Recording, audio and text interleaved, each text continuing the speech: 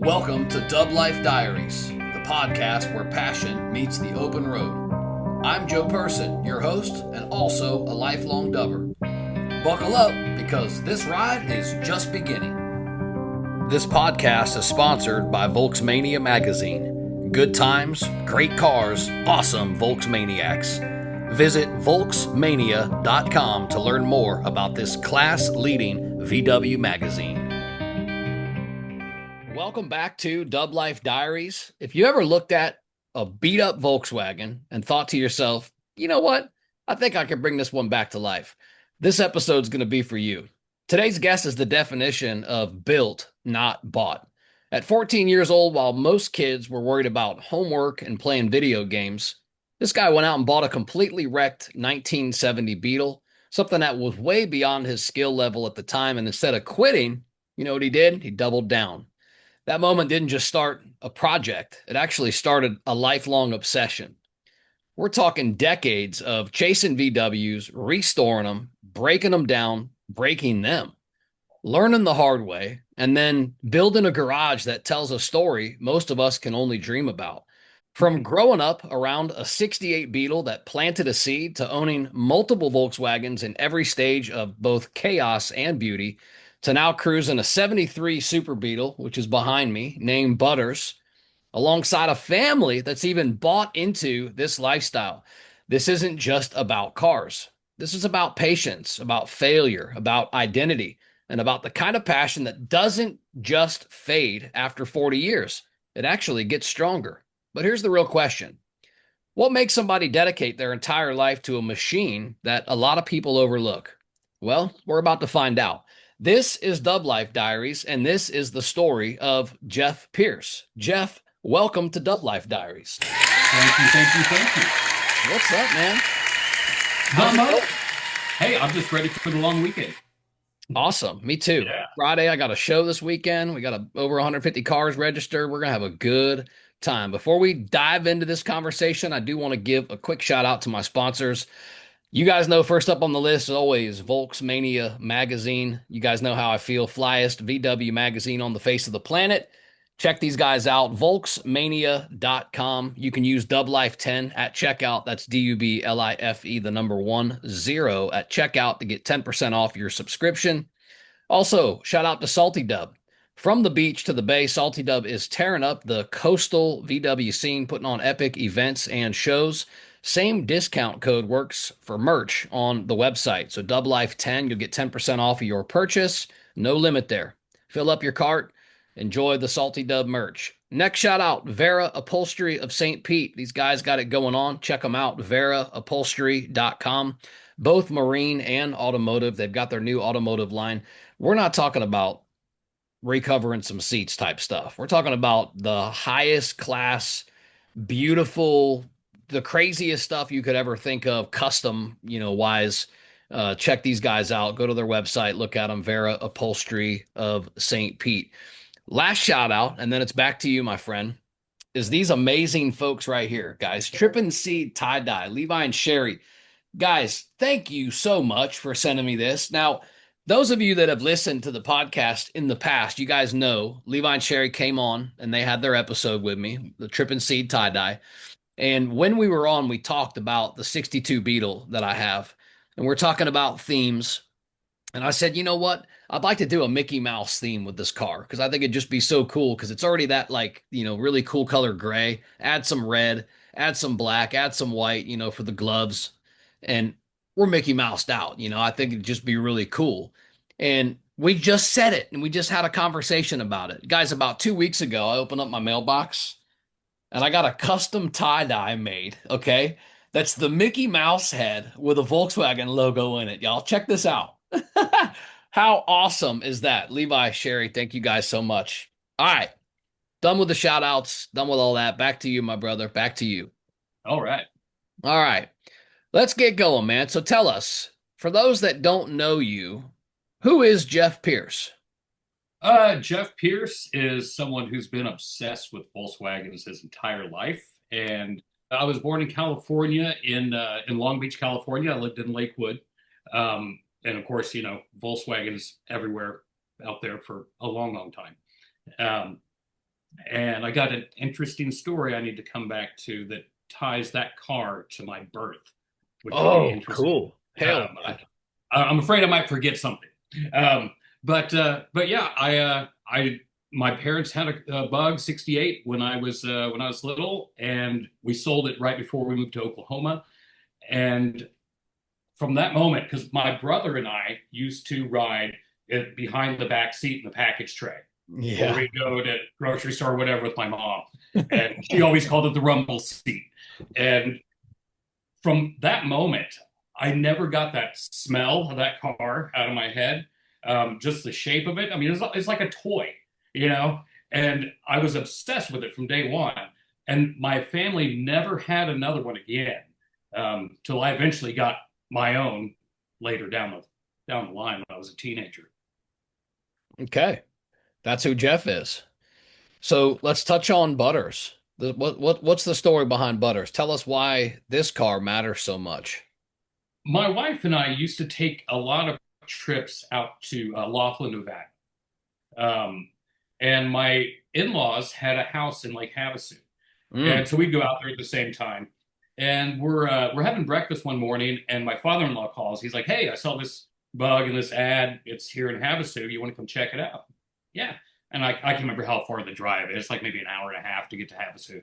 And he's like, "I'll come pick you up." And so I went and drove that thing around a few blocks, and I was like, "Yeah, I'm gonna get this." So we're driving it around Lake Havasu, and um, I didn't pick the name because my mm. wife said it's so bright and yellow, it reminds me of Butters from South Park. Oh, And I was like, okay, that name sticks. I'll take that. Yeah, yeah. isn't it And cool how we come up with these names? yeah, Yeah. yeah. And so actually my father-in-law asked, well, you guys want to head back, early and take the car back? And I'm like, man, I'm not driving a 50-year-old car across the desert and into Oklahoma. I don't know anything about this. And so I left it in his garage. And then eventually, a few weeks later, I had a shipping company bring it out to me. And Okay. then it was time to tear into it. So, Right on. and it's good that I didn't because apparently the front struts were shot. Oh, And you hit a bump and it just slammed. But actually, Havasu had some really nice streets, so I didn't even notice it. But okay. Oklahoma has horrible roads. And so just going a few miles from my house, I got to start on this. And it had some ignition problems and just little basic things. But Mhm. yeah, glad I did not drive that, 1,000 miles or whatever it is from here to there.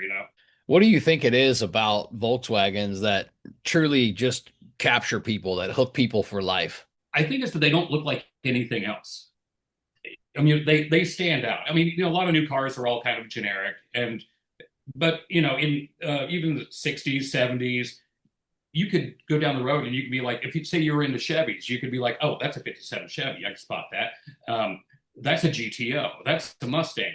And but these cars, with the shape and everything, they almost didn't look real. They almost like a half kind of joke, they were so goofy to me. I just loved them, and I always wanted to have one, and I wanted to keep one.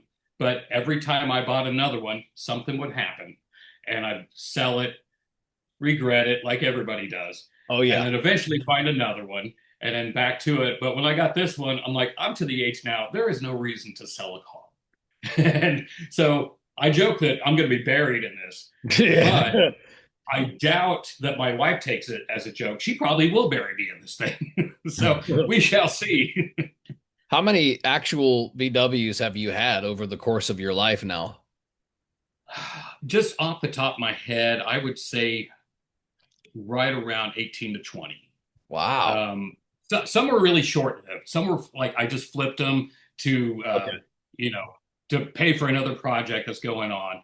Sure. I actually had one a couple years ago. It was actually a Super Beetle, and I'd been wanting to get a transaxle from Rancho, but I didn't want to really spend anything. So I did this little deal with a friend of mine who had picked this up. And I've always had a lot of guitars, always. I've played in bands over the years and stuff. And I said, "Hey, I'll trade you this guitar for that bug." He's like, "Okay." So I get it running, I sell it. And so I take that money and I put towards this transmission. Well, at the same time, a guy that you had on your podcast, Kyle from the Does Port City show, Yeah, okay. he got this bug for me, and I sold it to him, and I was like, all I want is that transaxle out of it because I wanted the core. I didn't want any downtime, so I ordered the transaxle. They shipped it. I sent the one Kyle took out. That's sent back for the core, and then the one that was in my bug, I sold to another guy. So I never had any downtime, and I didn't actually put any money to it because the guitar that I traded for the bug was actually free. Dude, So I try to work things like it doesn't always work out, but I try to pull stuff off like that. I love that type of stuff because it is. That's, and you always see this too. You see these cars for sale a lot of times, especially on Marketplace, but there's always that little sentence at the bottom that gets a lot of us or trade. And you're like, Yeah, yeah. oh, this guy's down to make some bargain moves. Okay, I see. Yeah, yeah, awesome, man. I've had several throughout my life too. Not 18, but several. I got my first one fresh out of high school. I think I was 17, and it was 1995, maybe 96. I got a 72 standard auto clutch, and it was great. Great car, low miles. It was a one owner. I bought it off this little old lady. She wanted me to drive it and everything first. I was like, lady, I'll take it. I'll tell you, I'll take it. It was 2 grand. I'm like, I'll take it. She's like, well, you Yeah. might want to, you may want to drive it first and stuff. I'm like, no, no, no, I don't need to. I'll take it. She's like, well, okay. So yeah, I got the title. All this happened in Tyrone Square Mall parking lot. It was a good stuff. Awesome. Yeah, man. Yeah. What do you think makes somebody a VW person as opposed to just a car person, right? Because a lot of people are attracted to cars, but I feel like the Volkswagen community is just a little bit different. So, what makes a VW person versus somebody who is just a car person? I'm going to try to explain this without sounding rude. Um, Okay. so I mainly go to exclusively Volkswagen shows. Sometimes I'll do ones where they have different classes, old hot rods and stuff. But what I've noticed is you could take something like, say, like a Corvette club, or there's like around here, there's a Miata club and stuff. People have a different attitude in those kind of clubs, and I don't know what it is. I don't know if it's like, hey, look how much money I spent, or if it's more of a status symbol or not. Right. But when I go to the Volkswagen shows, it's not so much about the cars. I mean, sure, you want to check out the cars, but there is a real sense of community with everybody that's around there. And the first show that Kyle did, the Port City Volkswagen show, it started out kind of small and got bigger, but that was that kind of feeling. You knew you could walk up to anybody there, and there's no judgment. Like somebody's got a rusty one over here, someone's got something they dumped a lot of money into over here, and they're all the same people. That to me is the biggest difference in the Volkswagen community as opposed to anywhere else. I can take it. I can take it. Definitely something different about us. I can Oh say yeah. us because I'm in it. Definitely something different. I've been to a lot of other car groups, car shows, car themes. There's nobody out there like Volkswagen community. And you're right. It's more of a community, type vibe. There's not a lot of comparison. There's not a lot of, mine's bigger than yours, my engine's bigger, Yeah. you've got more horsepower. Even if you do, that's not really the vibe with us. And again, it doesn't matter if it's patina and rusted up, and there's just as much love for that car as there is for the one with a $15,000 paint job on it. So yeah, I think that's also pretty cool about our community and our culture. Yeah, I mean, here's a good example. Is I don't have this car anymore, but it was a really ratted out 73 thing. I was going to try to get going, and so the whole brake system was shot. And one of the guys in our local car club lives the next street over from me, and I call him up, hey, will you help out? I'll buy some beer, And then two more guys from the car club show up, and we all knocked that thing out in roughly an afternoon Wow. because I couldn't have done that by myself that quick. And, and they didn't have to. they just, people willing to help out. I see that more with Volkswagens than I see that with anything. Happens. But I might be biased at the same time. Yeah. So, No, it does. It does happen a lot. And yeah. I can give it, some examples there too. There's been some community goers around here that, have seen some tragedy or may have had an engine fire or their bus got flooded or just something like that. And my partner, Alan, he hosts these events at his house where he just has a whole ton of people come over and volunteer to just do everything in one night. Yeah. Hours and Yeah. hours and hours worth of work. They knock out in 4 or 5 hours. They knock out 30, 40, 50 hours worth of work and, get these cars running again. And it's like, ah, man, that's community. That's, Oh, yeah. we're proud of Definitely. that. We're proud of that. Yeah. That's what I think's great about Yeah. it. Mm. Nobody's really stuck unless you want to be. If you're not asking for advice or help, you're probably not going to get anywhere unless, you're the type that just searches YouTube all day. And that does come in, handy sometimes, but sometimes you need the advice of the people that's done it before. Yeah, totally. Totally Yeah. agree. What's in the garage right now? What's your garage look like right now? Well, we're kind of separated. I've got a shop building outside of the garage, and that's where Butters sits, and I've got a camper out there. Okay. And the garage is my wife's 74 thing, and it's as close to an original car that I've ever owned. It makes my bug look like crap, but we really, really lucked out on that deal.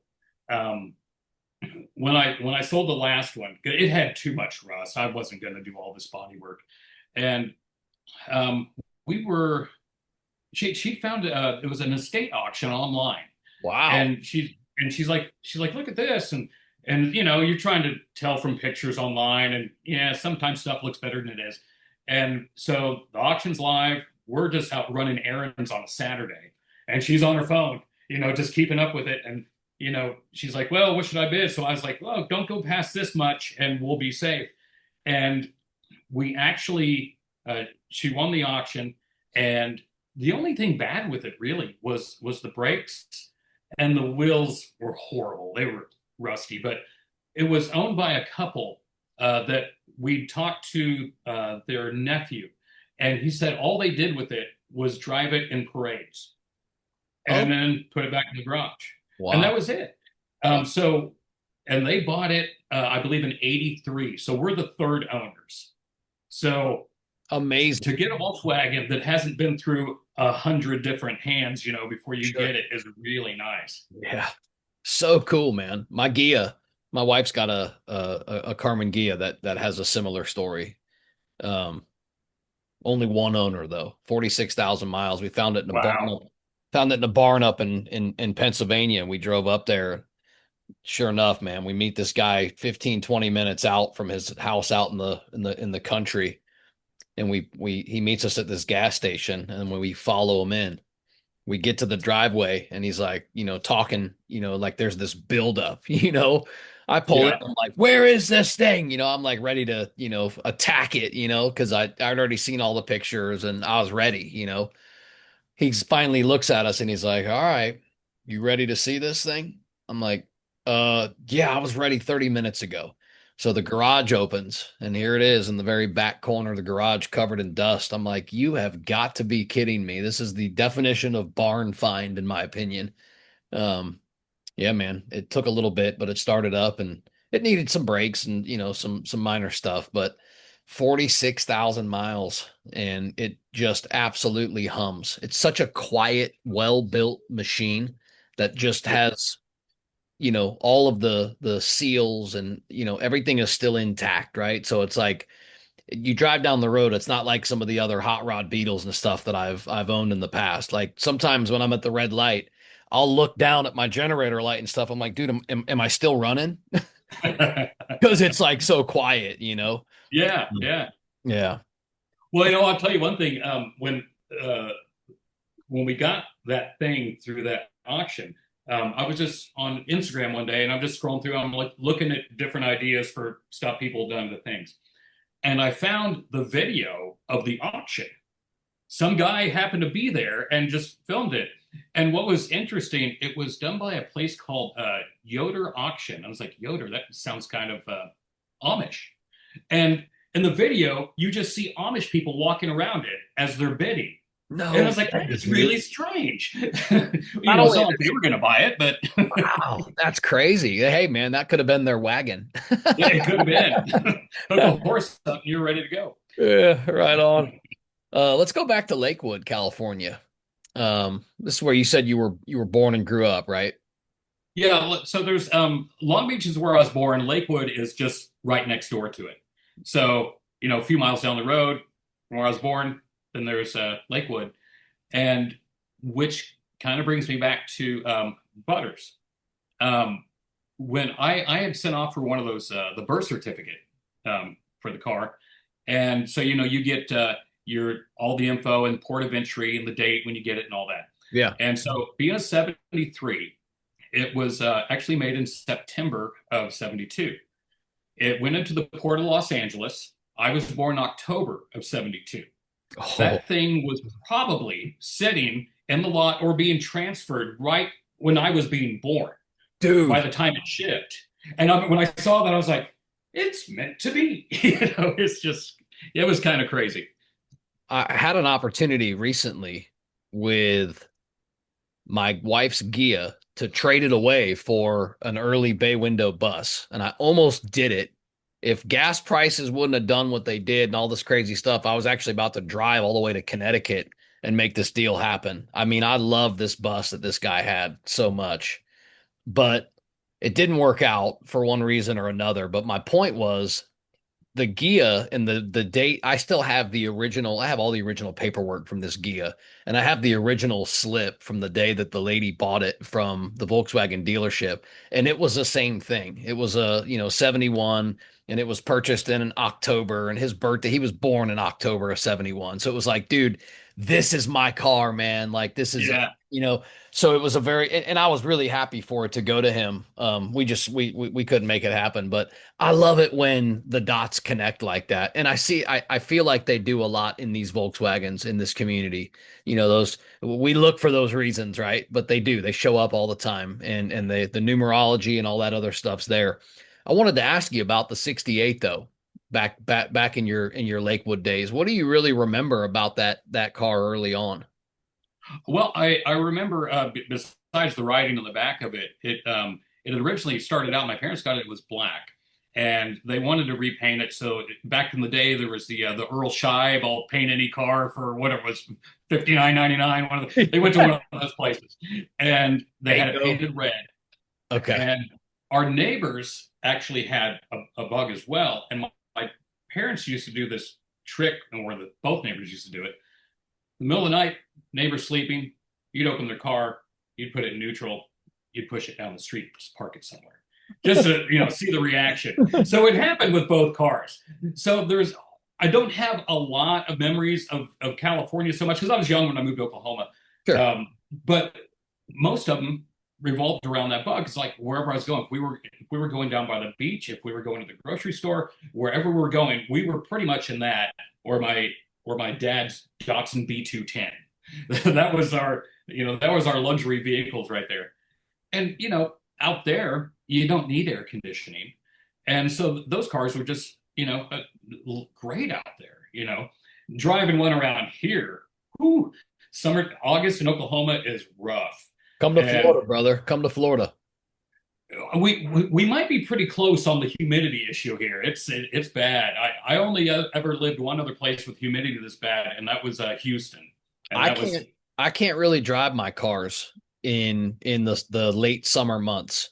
It's too wet, meaning humid, and it's just too hot, dude. I mean, especially the Gia, it's got full heat, and you can't turn it off. I mean, you can, but yeah. I don't want to mess with it. It's all original and it's absolutely perfect. Um, I can't drive it, dude. So especially in the summer, it's wailing the heat, and it's just yeah, it's unpleasant to say the least. I've wanted and thought about, and I wish Loose Nuts would make one. Somebody needs to make a Safari windshield for a Carmen Gia. They make them for everything Oh else. yeah. Yeah, Yeah. I'd be right on board. I'd get one in the front, one in the back window, and I'd let that air just come right through because then I'd be able to drive these cars in the summertime. But man, Florida is. relentless for that. That's why a lot of the shows and stuff don't happen in the summertime here.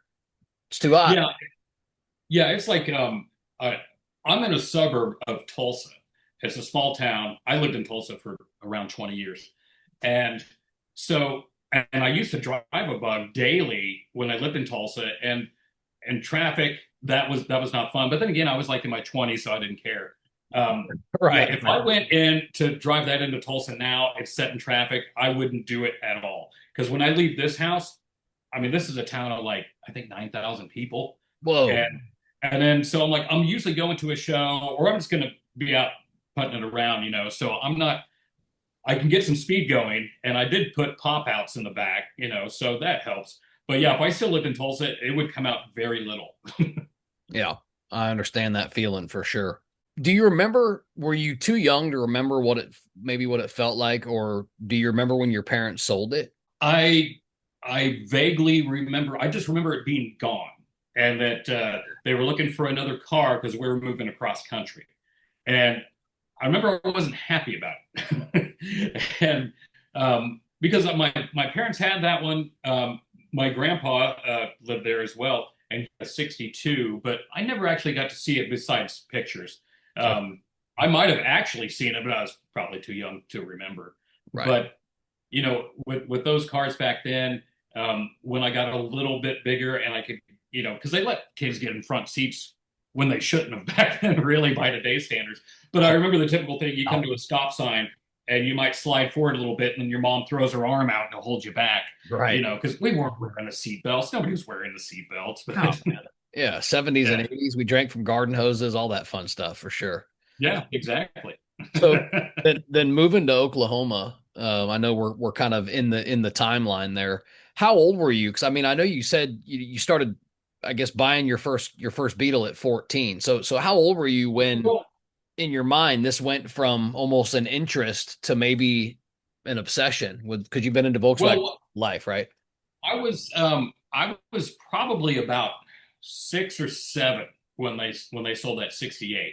Okay. And when we moved to Oklahoma, I don't know where I was, but I had seen somewhere the Hot VWs magazine, Uh, and I would buy them religiously, and I was obsessed. So I would set my room, and I'd go through. You know, there was a lot of cow look issues back then, and I'd do VW trends and stuff like that. Um, but I would just keep thinking of when I get the money or I'm old enough to drive, this is what I'm going to get, and that's what I was working towards. And my parents had to them a bug was just the throwaway car like it was for a lot of people back then, right, right. and so they had no interest in getting another one, and they kind of looked at it odd when I got one. It's like, why do you want that old thing? And I'm like, to me, this is a car. This is what you should have.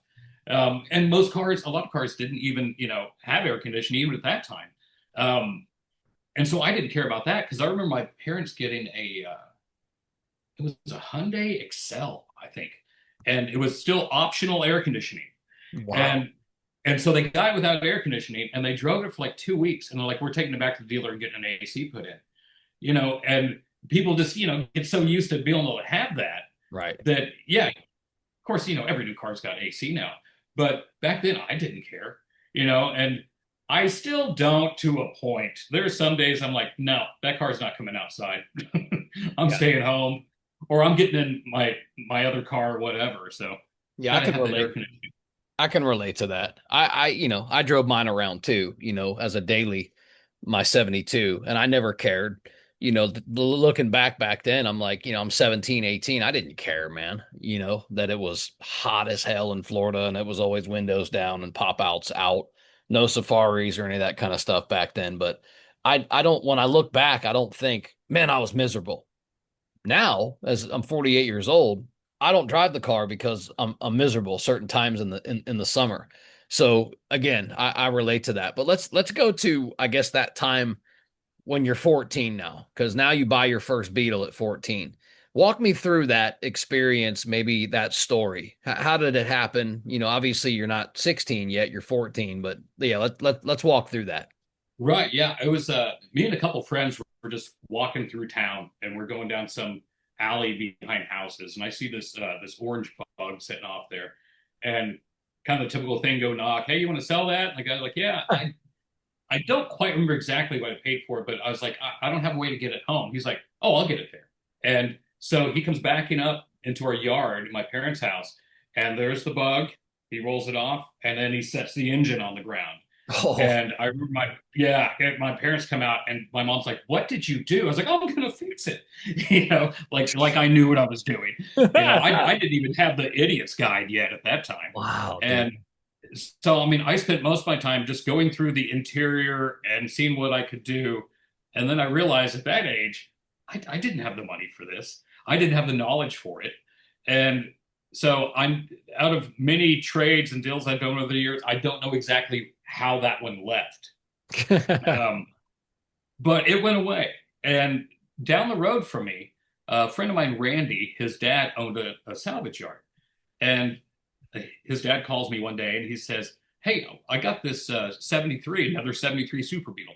And he's like, it runs. Are you interested? I was like, yeah. So I come down there and I think it was like $300 he wanted for it. And he allowed me to make payments.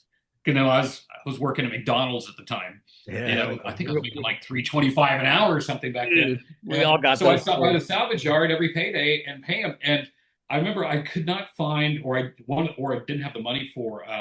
The key was gone, so I set up a little toggle switch system on the dash and figured out what went to where. Here's your accessory. Here's your start. And I drove that thing around for probably a couple years. Wow. Um, until I moved to Tulsa, and then I was kind of bugless for a while at that point. Bugless for a little while. That was the one at 14.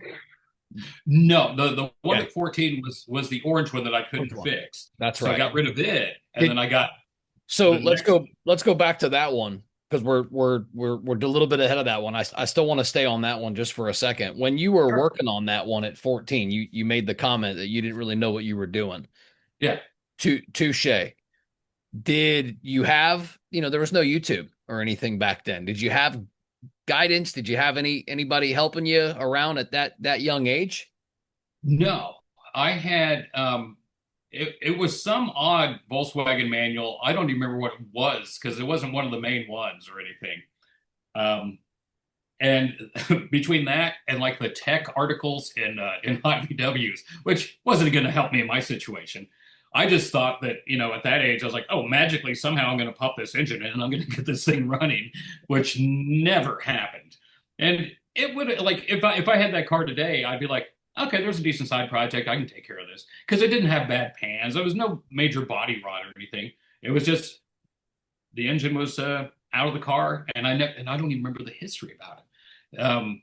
It could have just been some guy took it out for the hell of it, but I don't know. I never got it back in, and I got rid of it.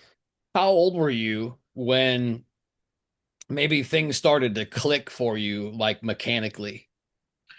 It was probably around 19, 20, somewhere in there. I was uh, I was 20 years old. I got in a How wreck. many cars did you have up to this point where you now started maybe feeling a little bit more mechanically confident? Well, actually zero. I Okay. had I was bumming rides and stuff like that, and I was still using my parents' car. I was living at home, and I am leaving a party one night. I've had no alcohol, nothing. I'm just driving home, and there's this bar that's down the street on the way to my parents' house. So I'm 20. I'm not old enough to go to a bar, anyways. But some guys that were leaving the bar ran a stop sign, and I plowed into them. I hit a drunk driver Oh my and goodness, dude. totaled this car. And Oh, they get out of the car and like they're going to try to hide the evidence. So I look over and they're smashing beer bottles in a parking lot. Like that's going to save you. The beer bottles are all over the place. And so the cops show up. Those guys get hauled off. And so then we get paid by insurance for all that. And I get pain and suffering because I had broken my right hand, fractured every finger because I just ow. like tensed up. I had tensed up when the wreck. I'm sorry, it wasn't my right, it's my left. I had the steering wheel out, tensed up, boom, boom, boom. So I walked around looking like a boxer for a while with this weird cast on, and so I found a guy in Tulsa that he kind of restored Volkswagens, and he had a '73 Beetle, and I paid $1,300 for it, and it still gave me a couple thousand left over from the insurance thing, so I could put a little money into it. Nice, man. And I drove that thing around for probably 4 years. Wow. Um, and then I foolishly traded it away for a motorcycle, Mm. which is not good in Oklahoma because it doesn't snow a lot here, but the sub 30-degree temperatures that happen here a lot makes it hell when I was driving like maybe 10 miles to work at the time. And I'm like, oh yeah, I'm 21 at the time. I'm like, yeah, no problem. I can take a motorcycle to work. Then you get there and you're just freezing your ass off. And after that, I was like, I can't just have a motorcycle. This is stupid. So you've had a lot of cars up through your life now. You've even mentioned that you have had some flips. I'm curious to know, somebody that's gone through this and had this experience a lot. What's your process when you might, you know, look for a flip or buy a flip or start a new, VW or new to you VW project? I kind of base it on if the depending on what the conditions like. I've done floor pans before and I hate it, and I don't want to do them. So if I'll get one that has bad floor pans and think, okay, well, this one's going to be a flip. See if I can just get it running, make it a little more enticing for someone to buy, and then those people are willing to, do the work. Like the last one I sold, I got the engine running, it sounded great and all that, and the guy shows up and he's like, oh, actually, my wife has a bug, and all we want is the engine and the dash. Oh, He's like, I don't care what the rest of it's like. I was like, well, that's perfect. That's all I did to it. So I kind of do it like that. So if I come across one that isn't a lot of rust and body work, because I'm not a body guy, I can't do that. Um, then I'll go through with it and maybe keep it for a while and then sell it or something like that. But when it came to Butters driving that around the first 6 months or so I had it, I was like, I'm never selling this car. I don't know. There's an odd connection with it, and I don't know what it is, but this one's never going anywhere. I love it. Yeah, and there's the typical thing. There's always the hate on Super Beetles. You know, there's the uh, There there's the is. nickname of they're the fat chick. Yeah, yeah, There's all yeah. that kind of stuff. Dude, I Um, have this meme that I put out, I don't know, 6 or 8 months ago or so. Um, I think I had AI build it, but it said something like Super Beetles need love too. And it was like this, this chick kind of squatting down next to a Super Beetle. And I don't know. Yeah, I don't understand that, honestly. They ride well. They're great. I don't really see the disconnect on the super. I really don't personally myself. But yeah, the community sure seems to have some opinions on the super. I don't personally. yeah, I mean, to each their own. Um, True, for sure. because like I, you know, I love standard Beetles. But I also at the same time think, at least in my experience, you go to car shows, and the majority of them there um, tend to be like '60s models. Mhm. And for me, and I see very few '70s. Doesn't matter if it's super or standard, whatever. Yeah. But I always see that range of '60s. Then there's the rare unicorn that's like an oval or a split window, something like that, and Right. that's cool. But the Yeah. majority are that. And I think so many '70s models got either scrapped, stripped down for parts. Um, Eventually, they're going to be a little more rare than than Yeah. what they would have been. But yeah, I like seeing the oddball stuff. There's a kid that shows up to every show I go to. He's barely out of high school, and I can't remember what year his bug is. It's a standard, and I was looking at the back of it at the deck lid, and I was like, I'd never seen this before. I was like, what is this? There's a little flap under the vents on the deck lid, and it was actually a thermostat setting, just like the one on the engine. And this little flap would open the vents to get more air in, and that was a later model bug. And I saw that maybe 3, 4 years ago. I had no clue that existed. So you never know. You run into stuff that you think you know it all and you don't. Yeah. I don't know what it is about the '70s models. I think you're right too. One of the things I've chalked it up to in my own findings in my own life is the metal dashboard seems to be a lot more popular for people. and Oh out yeah, definitely. right outside of that, when it started to be that plastic slash foam, covering, if you will. I don't know if that was as desirable for folks if they're, going to try to put a bunch of money into a car, etc. Again, I don't understand it. My first car was a 72. I absolutely loved it. If I would do next to darn near anything to have that car back, especially with the memories I created in that car from 16 to almost 21 years old. But yeah, man, I mean, a lot of East Coast trips surfing with my buddies, a lot of down south trips, again, surfing with my buddies, stories that I could go on all night about, as you obviously have these same types of stories and remember Yeah. being a teen growing up in a Beetle, man. My buddies went from not trusting it, never wanting to ride in it, never wanting to be seen in it, to it being, well, we're not going unless Joe's taking his Beetle. So that was cool too, for sure. But back to the builds and the build process. Do you have a favorite part of when strip these cars down, or when you're, I don't know, putting your touch on them to resell them or anything like that? Is there a favorite part in the process for you? Not so much. There's least favorites. Let's hear about I'll, them. I'll go with that. Yeah, let's hear about them. There is always that tricky thing when you're redoing brakes that you're like, I've been pumping these things and bleeding them all day, and we still got air in the lines, kind of thing. I, there's always like some weird little thing you're chasing with brakes. And of course, I don't know anything. I've never cracked open a transaxle, and I probably never will. So I've kind of got it said like, I'll do the brakes, I'll do stuff like that. But in my experience, there's always been more work than there should have been in the first place. It's that whole thing where your 30-minute job lasts all weekend, you know, those kind of deals. So when I look for something, I try to keep that in mind. Like, do I really want to get into that? And oh, this these drums are just completely frozen up. Okay, well, you got to knock the crap out of that and get that going. But it's not like it's horrible work. It's just tedious, and you think you're going to get it quick, and you don't. Okay, I mean that makes sense. I'm not the best mechanic. I'll be the first person to admit that and to say that. And I say this all the time, because well, I don't really care. I don't really have anything to prove to anybody. I got a bad back, number one, Yeah, real bad. I've had back surgery and I can't really spend a lot of time on the ground type stuff. And a yeah, lot of my cars have been pretty low. So you really gotta, be down there and be really low. And, I just don't really do that well. And then there's this for me at the age that I'm at. Number one, I don't have to do the work myself. I can pay for somebody else to do it. And number two, exactly.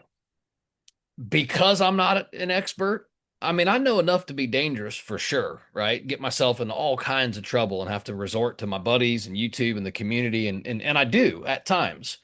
But then when it drives me to the point where I'm right where you are, right where you're talking about, man, this 3 hour project has taken me 30 hours. Dude, I just go pay for somebody else to do it, because I then yeah, it's a like I just don't have to worry about it, man. An expert fixed it, right? So that's I just I kind of do where I'm this as at. well. Yeah. Um, there's some stuff if I think that I'm going to spend majority of the weekend or during the week after work. There is a guy not far from here. His name's Jack Barbie. He's got this. He only does Volkswagens, only air cooled, and this Sweet. man is 87 years old, Oh my goodness, and dude. he is like the wealth of knowledge. And there's some stuff I've taken to him thinking I'd drop it off on a Saturday because his shop's next to his house. So take it over anytime. And he'd call me while I'm on my way home. Hey, your car's ready. You gotta be kidding 45 me. minutes But later. there's been a few where he's had it for a couple days, waiting on parts. But yeah, when it gets like too major, I agree with you on that. I'm like, especially on butters. Now, if I'm flipping a car, I'll put the time into it. Yeah, But yeah. something that I'm keeping, I'm like, That I'm if gonna this is drive. Right. That yeah, I'm gonna drive. I don't want like, dude, I don't want to take risks on the stuff that I'm putting my kids in or that I'm gonna drive, because there are people that are better mechanics than me. It's okay. I don't need to. I got nothing to prove. Like I said, man, it's okay with me. yeah, it's kind of like that whole the whole built not bought kind of thing. I'm like, who really cares?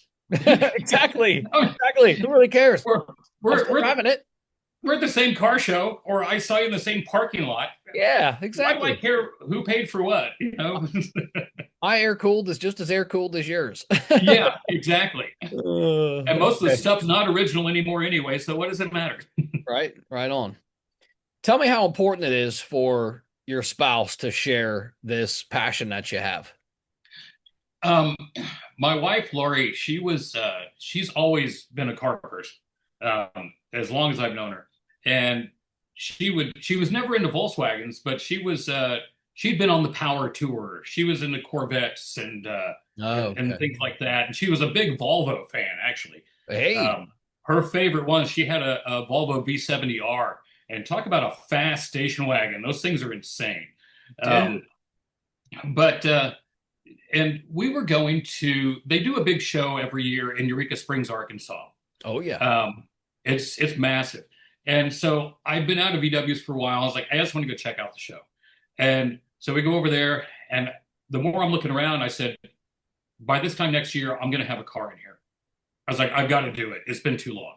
And so then I end up dragging her along, to all this stuff.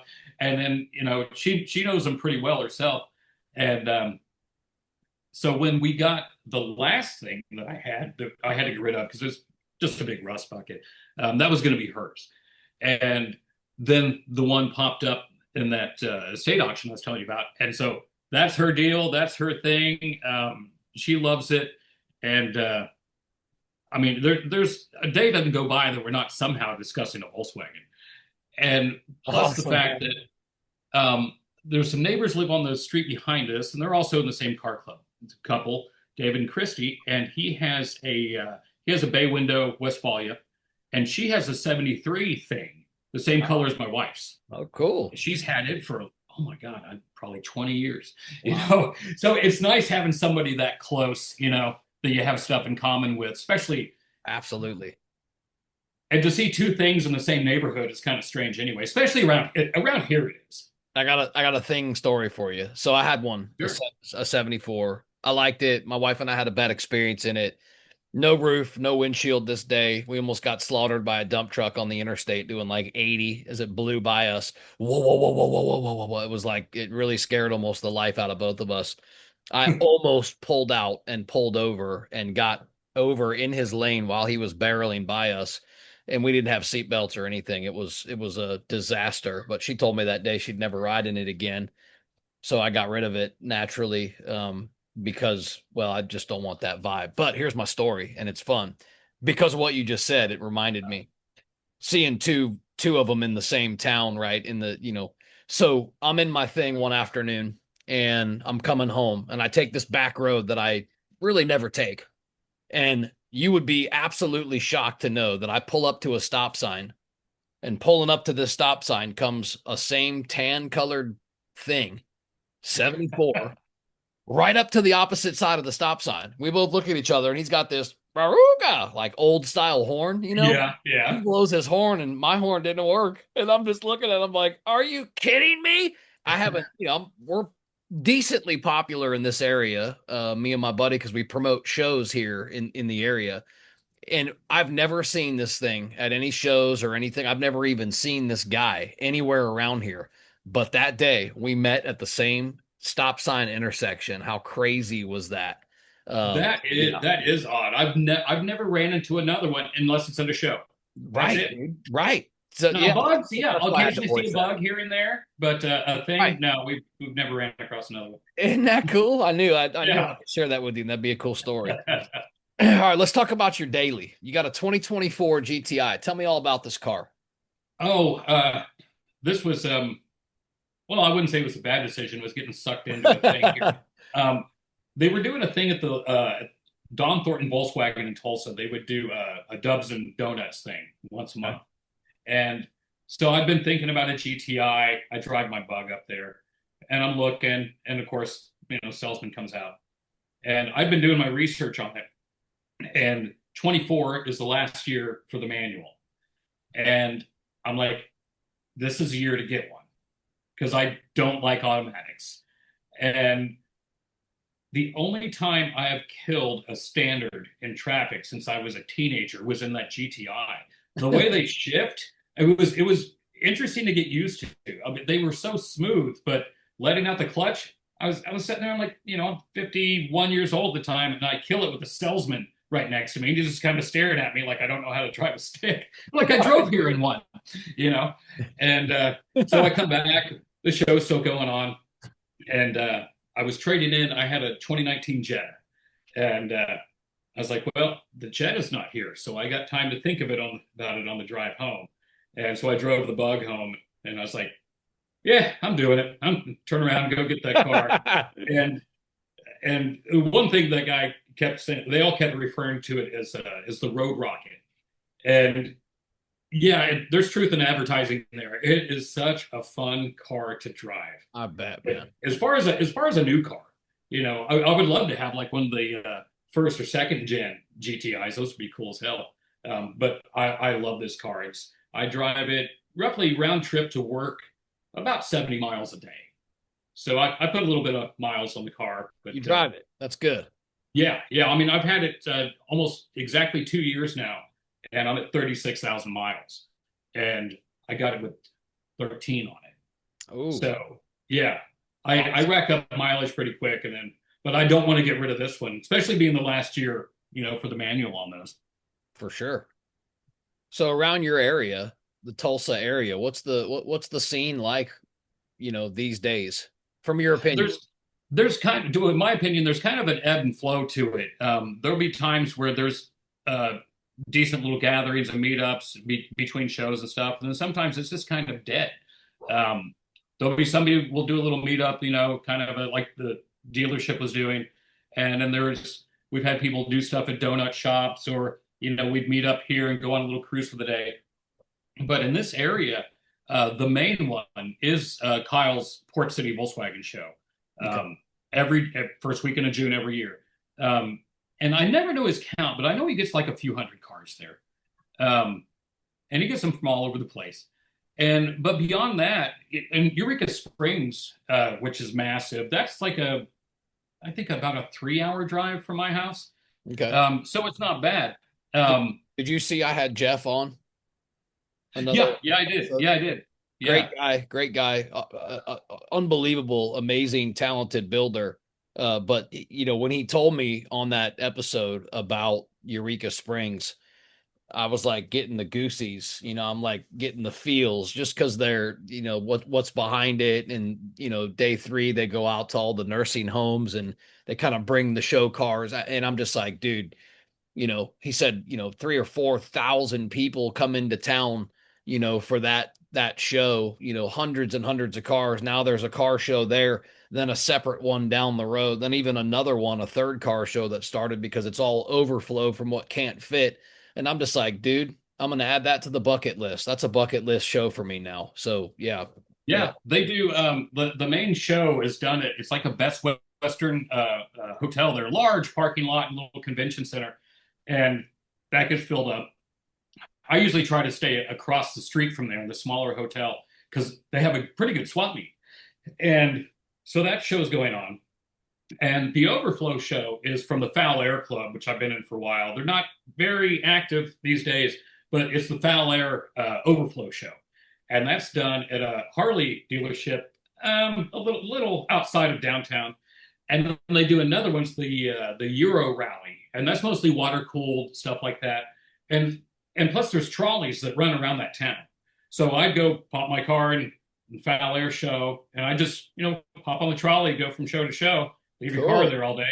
And if you want to come back and hang out, no big deal. But yeah, that is typically most people get in on a Thursday there, Yeah, and then Friday it starts ramping up. Saturday show, then Sunday they do their like you were saying the nursing home thing, and then they do a cruise because driving through the Ozarks in that part is just some of the most beautiful scenery you'll see. yeah. And Eureka I Springs heard. itself, Yeah, I heard. if Like I you, said, you it's really should look up some pictures of Eureka Springs because it's like an old Victorian town, and the streets are like steep like San Francisco. oh, It is crazy, and so it's really there's a lot of different. car weekends there. There's like Harley weekend, there's Corvette weekend, stuff like that. And Is it that is an one of your amazing favorite town for shows? cars. Yeah, I think the only thing I ever saw better than that was Buses by the Bridge, Oh, and that's I on just the bucket happened to list be one. there by accident. Oh, cool. That's Yeah, another well, bucket list. actually, when where I got my bug out in Havasu, we would go to Havasu occasionally. We were taking we would do these charter flights to Laughlin, and so we got our flight booked. And I looked, I was like, man, that's going on this weekend. I was like, I'll never get a chance. I gotta go, gotta go. Right on. And Heck yeah. yeah, I'd never seen that many buses in my life. That was insane. I mean, there are some other good shows here. There's a Volkswagen Club in Oklahoma City, and they do a few different ones. They do I was like VW's on Auto Alley. They do a show in Mustang, Oklahoma, which is kind of a suburb of Oklahoma City. Um, Fat Air Club does one in the fall in Tahlequah, which is a college town. So there's smaller ones around. There's some bigger ones, but yeah, between Kyle's and Eureka Springs, those two shows are really it for me. Cool. Talk to me about how the culture's changed over the years because you've been in and around Volkswagens a long time, especially in the community, which you could probably discuss. How's the culture changed over the years for you? With a lifetime being around these cars. I was actually saying something about this a while back to a fellow Volkswagen friend. There used to be years ago there was the Volkswagen Club of Tulsa, and they did all kinds of events and stuff. And one year I went to one. They were doing it at a go-kart track, and so I go in my bug, a 73, and back then it to me it seemed like you had to have one in really nice shape to be in the show. And so I never put one in back then. And I just go check out the cars and things like that. And now, these days, you go to one, you've got the patina cars, you've got some that looks like they shouldn't be on the road at all, but somehow they drove them there. And I like the fact that no matter what it is you're driving in to these shows, that you're accepted. And it's not like, okay, we're looking for, showroom or concourse or something like that. I think that's the biggest change. Um, Besides the fact that there's not as many around as there used to be. And I don't see a whole lot of younger guys, girls getting into it. There still are, but I don't see it like I used to. I was going to ask you about that. That's actually one of my next questions, something I wanted to dive into because I talk about this a lot with guests, and that's like the younger enthusiasts that are getting into it right now. I was going to ask you, what do you think that there are maybe some things that the younger enthusiasts are doing right, and what do you think that some of the younger enthusiasts are doing wrong? Um, obviously you're not so air cooled that you're against water cooled. You drive a water, Right, right. so No, this should be interesting coming from your perspective. I don't think there's anything they're doing right or wrong. I think it's kind of like we're into Volkswagens. There was a whole generation that were into like T buckets or people that were Model T clubs and things like that. And you don't see as many of those anymore. Those guys have kind of, getting older, died off, things like that. You don't see the big kind of stuff from them. And you'll see a lot of younger guys doing these, like the Honda builds and things like that. And I think, like for me, I was going for not just a car that I had when I was a teenager, and that's like, memories, but when I was younger, like when I first was in a 68 when I was little. I think you kind of go with what you grew up with or what you didn't quite have when you grew up. So seeing these younger guys doing these cars that, I wouldn't think are going to be cool or classic, it's the same thing of probably older guys looking at us going, why are you messing with a bug? Those were just like Right. throwaway cars back in the day. Right. So I think it's just a generational thing. And I think one day I don't think it's going to be as big as it was just because there's not the enthusiasm because you don't see them around as much anymore. Right. Not as common, right? They Yeah, exactly. used Yeah. to be the common car. It was like the Honda Civic, millions and millions of them made. And you're right. We're all getting older. The ones that think these cars are, the cat's meow, they're the best things out there, funnest cars on the road.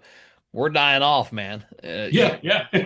My Yeah, son's literally said to me, Dad, why do you care? I mean, you don't want a Lambo, you don't want a Ferrari. yeah, I'm like, yeah. nah, dude, I don't. It really is kind of crazy, but you're right. I kind of guess I see it going in the same direction. That's why I spend a lot of time because I feel like it's up to us, to kind of make these cars cool and make them, attractive to the youth. So hopefully they can carry the torch. I feel like it's kind of up to us, the guys that are getting older in the scene that are aging up, and unfortunately, some of us are even aging out, because we're dying off. I know a guy locally that was one of my favorite mechanics that got real sick with cancer and passed away inside like a 6 month window. I mean, he Wow. went from taking text messages and doing odds and ends shit in my driveway and, working for pennies literally because he loved it. Yeah. Very, very talented guy to perish. He's gone, and it's like, wow, man. So that's the kind of stuff that, I kind of hold on to and harbor, even use for motivation to say, okay, we got to make these cars cool and really kind of make sure the youth are celebrating them, um, at least to a certain extent. But yeah, that's just where I'm. I used to see this a lot. There used to be this meme where there was like some hot rod on the street, and right next to it is a Tesla, and it said, "In 50 years, nobody's going to be rebuilding a Tesla." And I'm like, you know what? They probably will be, Right, because they're probably it might not be interested in the older stuff, and that is going to be the older stuff to them. right. An electric That'll car be the sound does classic. yeah doesn't sound interesting to me at all, but to some generation, it's going to, Yeah, yeah. eventually. And then they'll do the stuff that we're doing to the bugs now. They'll put an air cooled engine in a Yeah. Tesla instead of a Tesla motor in an We old need air to find cooled somebody car. that can do that. I want to see that happen. All right, let's talk about maybe your aside from Butters. What was your best find story? Even maybe even let's talk about the one that got away. Uh, the one that got away was a 65 Beetle. I had found it as typical. It was out in the field. I got it for $300. It had Oh, one bad floor pan. So, and this was in like uh, 2000, I think is when I got it. And rebuilt the engine, went in, had it painted. I did all the interior. It came out looking just great. I loved it. It was my daily. Um, Drove it for a long time, and at the same time, I had this was an oddball car. I had a 1963 Chrysler Newport. That car was a boat, and so I would drive that in the bug, to work back and forth. And just some of those bad decisions you make where you end up selling a car. But I put that 65 on eBay at the time, and this guy in Dallas won it, and he sends me an email. He's like, "Hey man, I'm taking a Greyhound up to Tulsa. Can you just bring the bug to the Greyhound station?" I was like, "Yeah, sure, no problem." So I go down there, talk to him for a minute. He takes off. I was like, "Hey, by the way, you're leaving late. 6-volt lights aren't the brightest." And and I don't know if you've ever been in Dallas traffic, but those people drive like race car drivers in Dallas. They're nuts. Texas is And absolutely nuts, dude. yeah. The And I was traffic like, "Hey, there. just let me know you made it home safe." And so later on, I get an email. He's like, "Yeah, you're right about the lights, and but I got here, so apparently it runs well." But I really, really missed that car. That was the one I probably put the most work into because I Okay. was doing it all. And it was me and a buddy doing all this work. We did the body work with primer, everything, and we did it out front of an apartment building we lived in. We were doing all the sand and everything just out in the street, Dude. and I don't think I could get away with that these days if I still live in the same place. There'd probably be somebody calling in a complaint or something like that. Sure. But I don't think the yeah, HOA'd like it. yeah, exactly. Do you ever think in your life that you'll stop collecting? Um, no, I tell myself I will. That's going to be different. But you know, I'll see a lot of cars like on Marketplace, Craigslist, wherever, and I'm like, not interested, not interested. And then I'll do that one thing. It's like, is this really worth what they're saying? Nah, I don't think so. But I know occasionally one pops up where I'm like, I just need to do this. I've got to You find a know? way. Yeah, I got Yeah. you, man. Even if I don't keep it for long, I need to jump on this because this is the deal. And it's not always about finding it for the cheapest and flipping it for the most. It kind of what catches your eye, and you can see yourself working on it. Not kind of like I can see myself in butters till the day I die. I'll see these cars as I can see myself working on that, and some I'm like, I can see myself not buying this at all and staying far away from it. Absolutely. Some are just you don't want to open some can of worms. Describe the Volkswagen community for me in just one word. Community. Community. I can take it. Definitely. I like it. I've never seen a friendlier group of people and things that I've been in my life, and be it where um, being in bands, being at shows, hanging out with other bands, things like that. Years ago, when I was in my early 20s, I used to have a club. It was a live venue for bands, and we met a lot of cool people that way. But I'd never seen anything like the gathering of people in the Volkswagens. You're all there for that common thing, Isn't that and cool? a lot of people are completely different from you that you probably wouldn't normally hang out with, but Right. you're Right drawn on. together like that. Yeah. And It's that so, common bond, and from common what I interest. was used to, it was a great group of people to meet up with, and they always have been. And no matter where I go to a show or what state I'm in, it's almost like exactly the same. Yeah. I'm gonna have to agree with you. All right, man. I got some rapid fire questions for you. These are questions that demand a fast response. They're Okay, designed for you to answer fast, but let's not shy away from a story if a story comes of any of these questions. You ready for them? sure. Let's see what happens. All right, let's see what happens. First one, you can only pick one. I know you drive both, but you can only pick one. Air cooled or water cooled? They're cool. All right. I already know the answer to this one, but I'm going to ask it. Beetle or bus? Oh, definitely Beetle. Though I've had a bus before, only one, but yeah, What Beetle. what year was it? It was a 73 tin top. It was bay Ooh, window. transporter. Yeah, Yeah. lovely. Lovely. A lot of real estate on wheels there. I love the tin top. I love the transporter. I actually like the early bay, the 68, 69, 70, 71. Yeah. My favorite bus out there. A lot of guys are hopped up on the split window.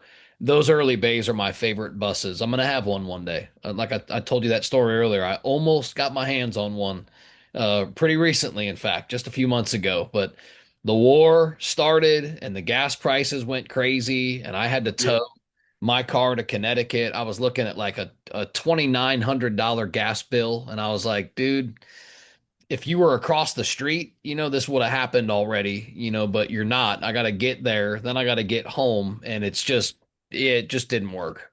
But Well, anyway, here's something didn't to on put me. that in perspective. It was 2018 when I got Butters.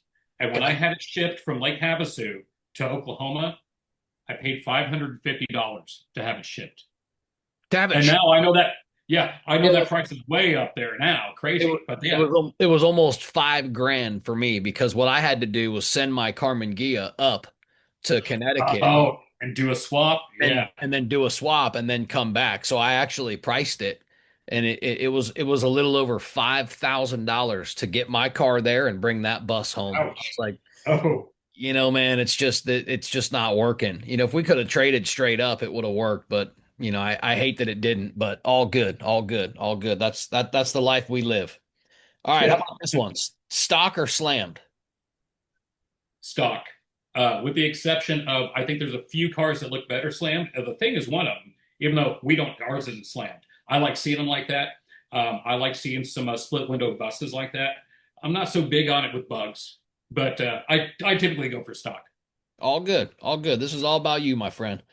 Um, when you are looking to, put some mods on a car, what is the first mod that you would make to a Beetle?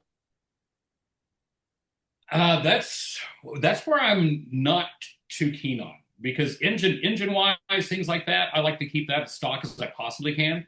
I think those things run like a top when those engines are left how they are. Now change up wheels, tires, stamps, things like that. Yeah. Interior go crazy, but yeah, when it comes to like engine, I'm not big on mods on those. Okay, that's all right. I'm good with that. I was as you were saying that, I'm looking at the car behind me and I'm like, well, you got these wheels and stuff though, and certainly you and then you said it. And I'm like, okay, yeah, Yeah, yeah, it yeah, is. yeah. Yeah. Okay, good stuff. Good stuff. Dream VW that you haven't owned yet.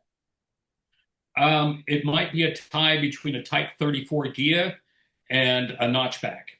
If Dude. I could have either one of those, I think I'd be done buying Yeah, anything. It's both just super they're cool so cars. hard to find. Yeah, the notch probably hands down one of my favorite air cooleds as well. I've said this to a lot of people. You might not agree with me, and it's okay, but this is just what I see. Okay. Yeah. When I look at a notch, because of the rounded, front fender and then the back fender that kind of comes up to the point, I see a little mini 57 Bel Air. That's just what I I see. could see that. I could see Yeah, that, man. especially if you make a little mini version of the stripe down the side for the Bel Air. Yeah, that could. Yeah, dude, that's just what I see. It really is, and I love that car so much. It's definitely one of my favorites as well. So that's pretty cool. We have that in common. All right, here's an awkward question, but let's see if we can get through it. All right. Most overrated VW model of all time. Overrated. Overrated, I'm gonna say is any split window bus. Okay. Um, Very and I think very that's common because answer. Very common answer. yeah, I think it's because it's almost like a Super Beetle in that the bay windows get a lot of hate because you know they were made in the wrong decade. I don't know. You know? How about underrated? What's the most underrated VW model of all time? Well, that's where I'm going to come back to the Super Beetle Okay. because Yeah, man. you might like the look of a standard better, and I can see that. But the handling of a Super Beetle, I mean, look what they do on the German look cars, making them into rally cars and things like that. They do handle a lot better, but they got that fatter front end, so Yep. How about one tool that you can't live without? probably the obvious 10 millimeter. Very obvious. Maybe that in a roll of electrical tape, you know. Yeah, good stuff, man. All right, how about this one? One piece of advice that you'd give to maybe your 14-year-old self or that 14-year-old now that's buying their first train wreck of a project. I would say don't sell any car you buy and keep at the project because Wow. it just like I did when I was younger, I was like, I can't do this, and I got rid of it. You know, I could, who knows? I can still have that car today. When we talk about legacy in your life, how do you want people in the VW world to remember you, Jeff Pierce? Um, that I was one of the people that showed up consistently. It's some of these shows you have to have the attendance, or not just shows, but any of the meetings, anything like that. If you don't have the people showing up, the stuff dies off. And it's the same as working on them and younger generations and things like that.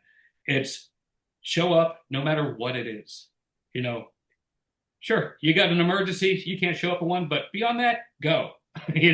Just make sure that this is still going to stick around for the next generation. And that's a wrap for this episode of Dub Life Diaries. Thanks for riding along with us and diving into these incredible stories of the people in the dubs that drive their dreams. If you loved today's episode, don't forget to subscribe or hit that follow button so you never miss an adventure. Do you have a story to tell or know somebody else who's living the dub life? Awesome! Reach out to us. You can find us on all socials at Dub Life Diaries or shoot me an email. I'm not hard to find. dublifediaries@gmail.com. Until next time, keep the engines humming and the wheels turning and always follow the road that inspires you. This is Joe Person. I'm signing off. I'll catch you on the next ride.